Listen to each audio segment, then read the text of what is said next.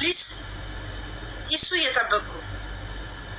ሰላም ጤና ይስጥልኝ። ወደ ተከበራችሁ ቤተሰቦች እንዴት ናችሁ? እኔ ያለው እግዚአብሔር ይመስገን። የኢሱና የሄለን ጉዳይ እንግዲህ እንደቀጠለ ነው። ጌሙም ቀርቷል፣ ኢሱም ቀርቷል።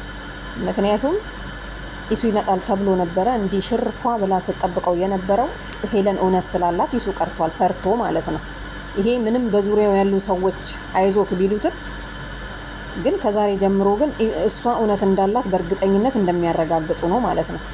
ለምን መሰላችሁ? አሁን ሄለን አንዳንዴ በጣም በምትወዱ ሰዎች ሰው ትጎዱና በሌላ በኩል ደግሞ የዋህ ምንም የማያውቀው ሲመጣ ደግሞ በሱ ትበቀላላችሁ ማለት ነው። ምንድን ነው ያላችሁ? ጠብቁኝ። ደግሞ መልእክት ተላልፏል። ዮኒ ማኛና ጂጂ ኪያም ጠብቁኝ ተብላችኋል። ምክንያቱም ስታሙቃሙቁ ነበረ። አያችሁ አይደለም? ግን እሷ እውነት ስላላት እስከ መጨረሻው ተጋፈጠች ማለት ነው። ሄለን እውነት አላት፣ ከምር እውነት አላት።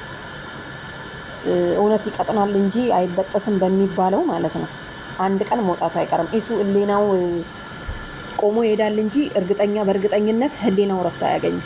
እኔ ዘቢባን ቦን እንደማረግ ታውቃላችሁ። እኔ ይዤው ነው የምመጣው። ምክንያቱም እንደዚህ የባሌ ስም እየጠፋ የልጆቼ ስም እየጠፋ አንተ እውነት ነው ከሄለን ጋር ነበር ካልነበርክም እውነቱን ተናገር ብዬ እጁን ይዤ ጎትቼ ነበር የማመጣው ማለት ነው፣ እሱ እውነት ካለው። ስለዚህ ውሸት ስለሆነ ስለሚያፍር እንዴት የሰውን ግንባር ያያል?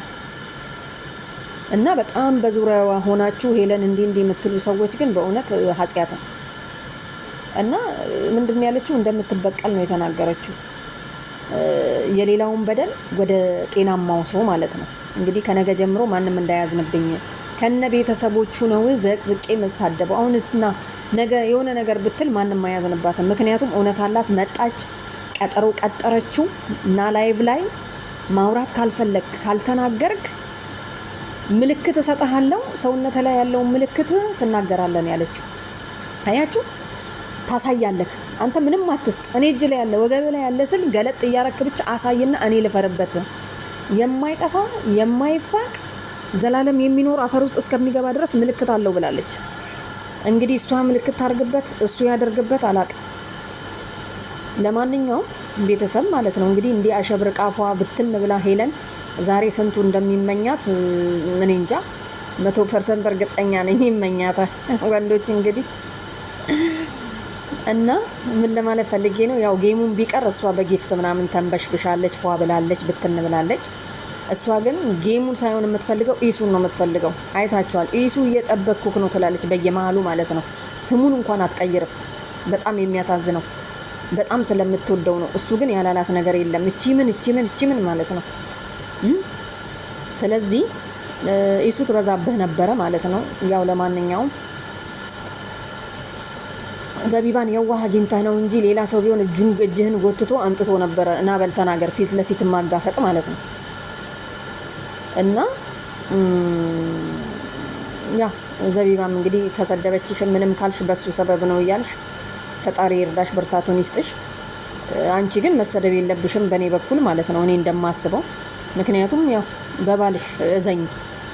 አንቺ ምንም የምታውቂው ነገር የለም። ይሄ የነ ኢሱ ስራ ነው፣ ማንኛውም ወንዶች የሚያደርጉ ማለት ነው። አንዷን እዛ አስቀምጦ አንደኛውን እዚህ ጀነጅንና የተመቸው ቦታ ማረፊያ መኖሩን ሲያቅላሽ ይላል።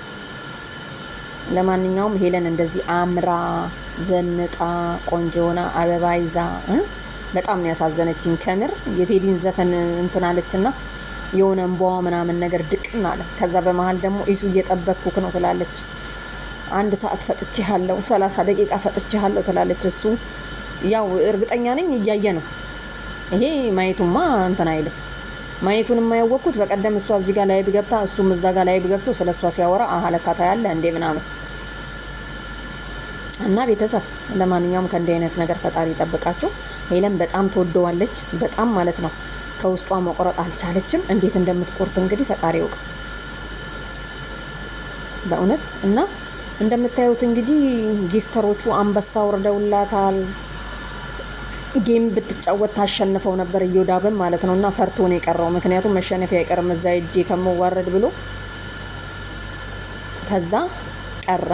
እሱ ቢቀርም ግን ጊፍቱ ተሰጥቷታል። እሷ በጊፍት አካከሰዋለች። ለማንኛውም ቤተሰብ ምንም ማለት አይደለም።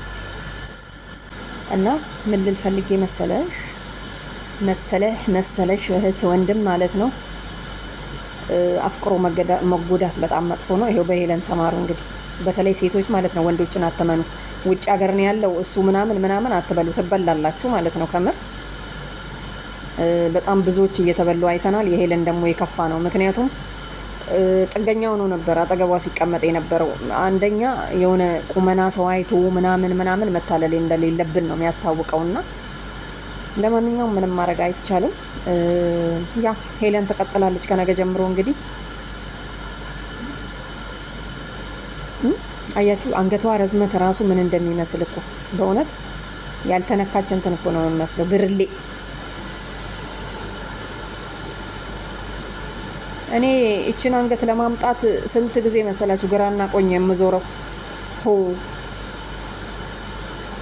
እና ቤተሰብ ለማንኛውም አመሰግናለሁ።